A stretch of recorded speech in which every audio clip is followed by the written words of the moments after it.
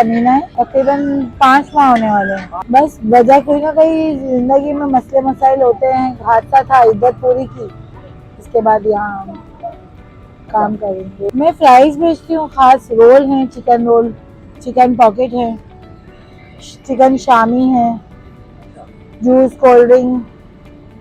जी जी बिल्कुल, मैं सुबह में ये खुद घर में बनाती हूँ, दोपहर में हम यहाँ आते हैं।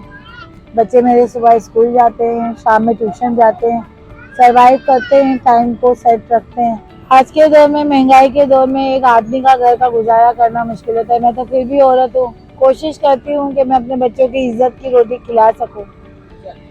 कोशिश करती हूँ, शुक्र अल्लाह का अदा करते हैं। मेरे 3 बच्चे हैं। मैं वही कह रही हूँ कि सुबह जब ये स्कूल जाते हैं तो मैं घर में ये सब चीज़ें तैयार करती हूँ, दोपहर में हम यहाँ आते हैं, ये लोग मुझे इधर से स्टॉल खुलवा के फिर ट्यूशन जाते हैं, ट्यूशन से आते हैं, फिर रात को हम सब घर साथ जाते हैं। ये सबकी दुआएं हैं, मेरी ख्वाहिश और ख्वाब तो बात की बात है, सबकी दुआएं हैं और अल्लाह पाक का करम है कि थोड़े से शुरू किया था, एक चीज से, फिर 2 चीज हुई, फिर 4 चीज हुई। शुक्र है मालिक का।